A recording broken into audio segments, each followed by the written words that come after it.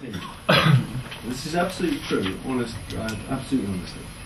The reaction was, that is a really stupid idea, and it's definitely not going to work. Please go away and think of another idea. The Americans, I've learned, are much more polite. The Americans have worked. It is a dog. That is the big thing. And it's this dog. He's just coming now. This is my dog, by the way. No other dog is going to look or behave like this. He is the state of the art of what we can possibly make it. He's about the only thing of any quality in this demo, by the way. Please don't look at anything else. I know the textures aren't right. I know the lighting's wrong. I know that the grass is the wrong texture and the wrong colour. Please don't look at that. This is only here to show you the dog. Now, let's talk about him. He's a fully morphing, growing dog. He will change from being cute, he's pretty cute at the moment, into being evil. He can change from being a Doberman-like dog to a sheepdog-like dog. He has got a mind which is pure and utter simulation. We are using all of our experience from the previous titles that we've done. And that mind has 3 very important rules, and I'll talk about that now before we start doing things with the dog. Rule number 1 is rule number 1 is, and this is the most important rule of all: do not aggravate the player. If he is aggravating in any way, that's it, I've lost it. It's a stupid feature. You're going to hate it. So he must never aggravate you. I'll point things out which he will avoid aggravating you. Rule number 2 is, this dog absolutely loves you. Loves you in a way that no other computer game character ever has. He worries about you. He wants to make you happy. He wants to please you. He loves the things that you like. He hates the things that you dislike. So let's show you how you control the dog. So let's give you an example of that. Let's just go for a little run round. See where he is. There he is. Let's just go for a run round. He instantly pays attention.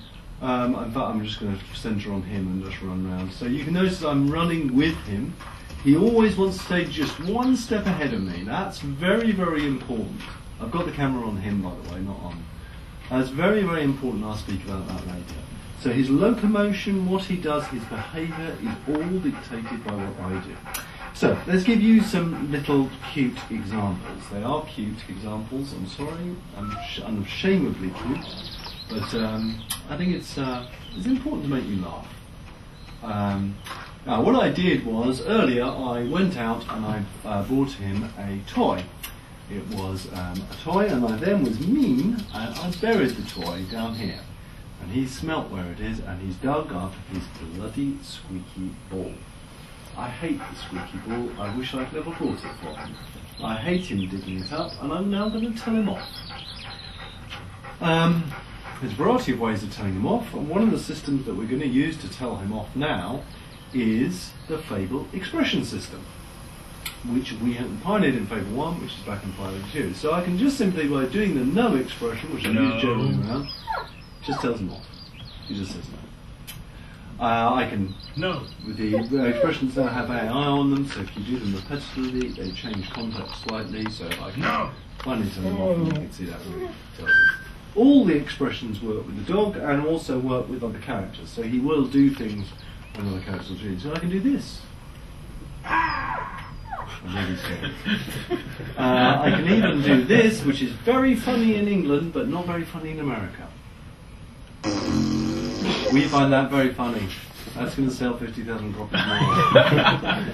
And let's just, once again, look at these hobs. There's, you can hardly see them, they're just on the horizon, but these 2 hobs have got maces and this one's got a gun. How can I control the dog? How do I get gameplay out of the dog? Without any buttons. Well, the way you do that is the dog will look at what you're doing. So if I draw my sword, that tells the dog to attack the biggest threat to me, which is the guy with the gun. If I draw my gun, it tells him, attack the two people that are going to come running after me now, and I'll look after the guy with the gun. So let's do that. So I will now shoot well, quick enough.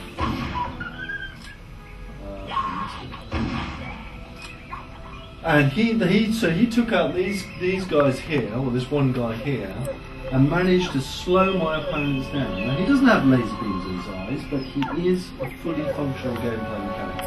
Unfortunately, it's a cheap shot here, but it gives you an example. He did end up slightly hurt from that. Now, him being slightly hurt, you've got to ask yourself what sort of player you are. You may be the sort of player, and there are going to be people out there, the last thing you want is a mangy, fluffy ball mutt falling yourself. You are absolutely free in this game to do what I'm going to do now, and that is to run away. And your dog, you don't have to take him on an adventure. You can run away into the distance, and your dog loves you so much, he will do everything to find you. He will crawl along the ground slowly with his poor paw getting more and more hurt for hours if necessary, until eventually he hunts you down.